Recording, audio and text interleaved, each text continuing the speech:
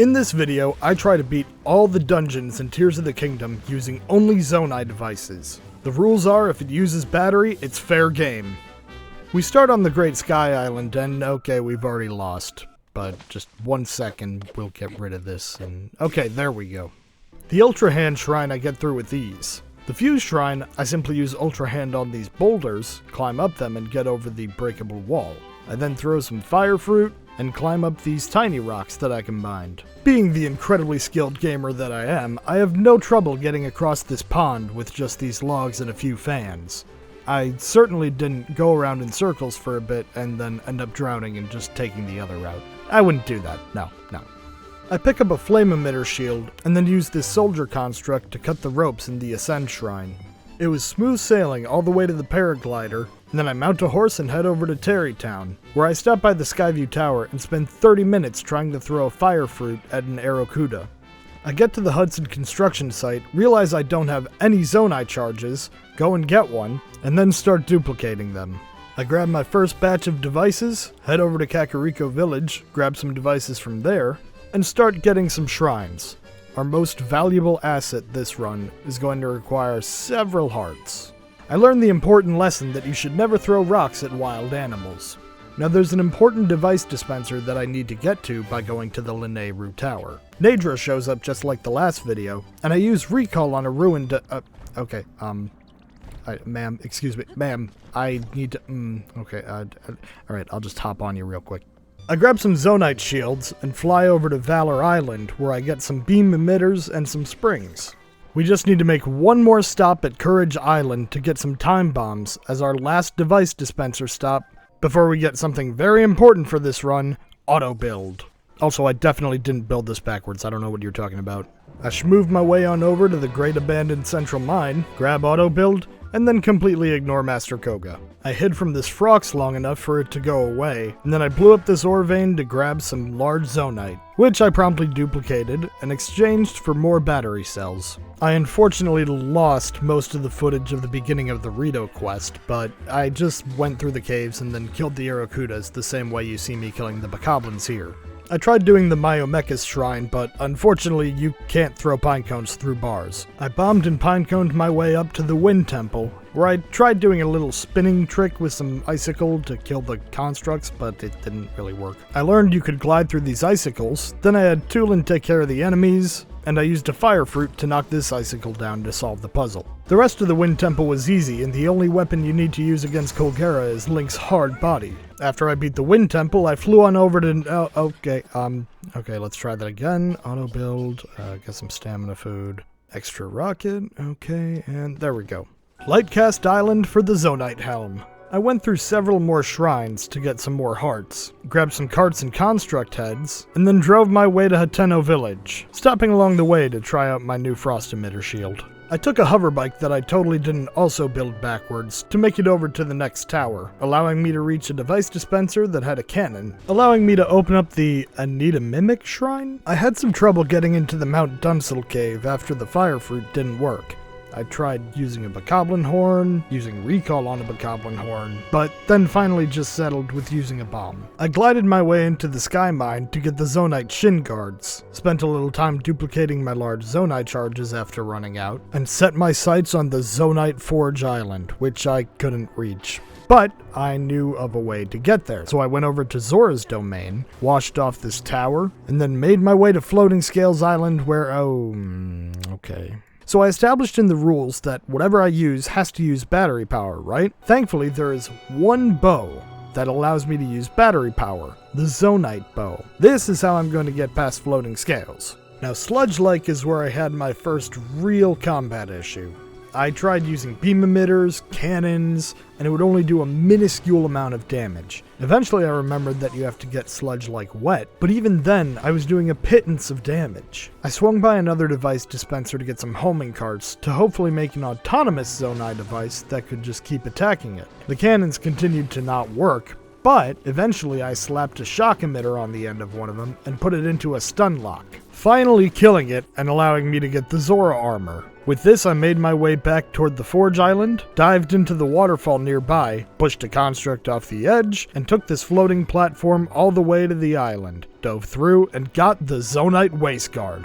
Now having all the ZONAI armor, I finished up getting the hearts I needed, and flew over to Dragon Head Island, burned my way through the vines, opened the door, and went down to the construct factory. After building the construct, I simply flew to the Spirit Temple because even though it's our best weapon, it is not strong. The fight against the Sea's construct was evidence enough of that. I used ZONAI attachments as much as I could, but, well, melee was just better in this fight. I did instate a rule to myself after this though: all melee attachments have to come from constructs. After the Spirit Temple, I went back to Zora's domain to fix up the waterworks. The ZONAI bow helped with shooting one of the clogged pipes across the map, but the one behind the grate, I just had to take the hit on. On the Wellspring Island, I beat up some constructs for their horns, using a ZONAI sword at one point, but then deciding that was too close to using a regular weapon. Once I was in the Water Temple, I ran into a slight issue.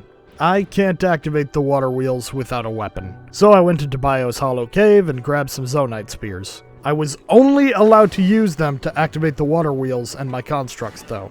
The autonomous beam emitter bot proved very useful in taking down enemies, allowing me to hoverbike the large orb up to the next island and get another water wheel. I hoverbiked across the way and used a hoverstone and a hydrant to clean up this switch and then hit it with a beam emitter. The last wheel I was able to get the normal way, so I tossed my spears, set up a mopping Roomba, and went to work on Muktarok. In a similar vein to Sludge-like, cannons and other devices did barely any damage to him. So anyways, I started whacking. I tried to use the same trick I used on Sludge-like, but the shock emitter did literally 0 damage. He was damn near impossible to hit with the cannon, but I really wanted to limit how much I used the ZONAI bow since it felt borderline cheating. I opted for the beam emitter instead, which at least stunned him enough for me to whack. Next up was the Fire Temple. I honestly struggled quite a bit with Yunobo. Frost, electricity, cannons, throwing shit, nothing worked, until I went back to my old whacking ways. I wanted to limit my use of Yunobo's ability as well, so I tried adding cannons to the fan plane used to fight Moragia. It didn't work, and I ended up crashing. Twice. But on take 3, I took it down. Keeping with the plane theme, I used one to ignore the BS in the depths and get to the Fire Temple. The hoverbike was my best friend in here, and I was able to hit a couple gongs straight from it. I had some ideas that went up in flames preparing for Goma, so instead I grabbed some hoverstones, mounted cannons to them, and they completely missed.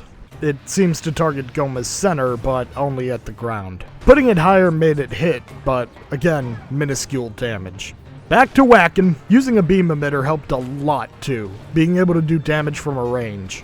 I tried using bombs to break her legs, but to no avail. The construct didn't like to spawn on top of Goma either, so ascending into her wasn't an option. Rocket jumping was though. I continued the beam and whack strategy for the second phase, being able to still do damage while she was on the ceiling. Unfortunately, I pushed my luck and, well, 20 minutes of progress down the drain. I had a strategy this time though, and after another 10 minutes of zaps and slaps, I defeated her. 4 out of 6 temples completed, I went over to Gerudo Town. Wanting some extra stamina, I tried the town's shrine, finding out that dropping things on enemies was a pretty good damage strategy. Using a flamethrower on the construct ended up trivializing Gibdos, and when I couldn't use the construct, I just froze them with my shield instead. A time bomb worked well to take out the hive at Karakara Bazaar. Not wanting to damage my shield, I also used Ultra Hand to wiggle a flamethrower around, then decided to modernize it with a homing cart. The siege of Gerudo Town was one of my biggest pains. I was able to use a cannon shield to destroy the hives this time, with just enough durability to do so. I used a homing cart and hoverstone flamethrowers to take on the remaining Gibdos. This footage does not do my struggle justice. It took me 40 minutes to complete this because Riju is weak as hell, and my constructs I put up to defend her would disappear if I got too far. Queen Gibdo I had the same issues with as I did the other bosses, but her hitbox makes no damn sense! These cannonballs go right through her! Needing more heat resistance, I bombed my way into the Gerudo Secret Club, and went back to damn fucking tornadoes! So instead I took my electric raft out to the sea between Palmore Beach and Eventide Island to get some armored porgies. Grabbed an iron shroom and an armoranth, and duplicated them to make a bunch of level 3 foods. I grabbed more fairies and a hearty radish, duped, and made some extra heart food. I then grabbed enough Sage's Wills to upgrade the construct's damage output. With all that, I was able to take down Queen Gibdo at the entrance of the Lightning Temple. Most of it was easy enough. The Room of Offered Light, I just ignored the enemies and used a mirror and Ultra Hand to solve the puzzle. Round 2 with Queen Gibdo went a bit smoother as she was more contained and I was able to approach and whack her. On the second phase, I used the cannon to destroy the hives again, then used a mirror shield to make all the Gibdos vulnerable before blasting them as well. The tornadoes gave me a lot of trouble in this enclosed arena, but a combination of burning and boxing allowed me to beat her. I stocked up on shields, hoverstones, homing carts, time bombs, the whole 9 yards to prepare for Phantom Ganon. A combination of flames, beams, and frost proved to be the easiest way to tear through the monster forces, with the likes naturally taking the longest to kill. Now in the fight with Phantom Ganon, I started Oh no. That's the least damage we've seen the cannon do. Nevertheless, it won't be an issue if I make it automatic. Oh, okay, hi, ow, that was... Oh, okay, you can just destroy those. Didn't know that. That's okay, I'll make it in midair where your sword can't... Oh, okay, he pulled out the bow. I should have seen that coming. My whole plan was a complete failure. I had to keep shooting and bombing him, even if it meant blowing myself up. Bombs at least did a bit more damage, and a cannon shield allowed me to shoot him while not having an enormous hitbox, but naturally that broke pretty quick. I made it to the second phase, only to find out the cannon had completely stopped affecting him. I was burning through food, health, and damage resistance. At one point I even tried lighting the braziers to get the champion's leathers, but to no avail. I was out of cannon shields, I was out of bombs, I was out of options. I had to resort to my bow and reduce lightning. While it technically fell under the jurisdiction of the rules I set, it felt a little cheaty. But I was 23 hours into this challenge, and I wanted it to end. The bow was Zonite, Reju's Sage aspect came out of my Zonai hand, it counted. I at least had enough dignity left to take Phantom Ganon out with a hearty whack from the construct. And thus, he was defeated. And my challenge was, oh now you finally fucking open up, God! Thanks for watching. Be sure to subscribe and hit the bell so that you don't miss any future challenge runs. I'm looking forward to seeing you again.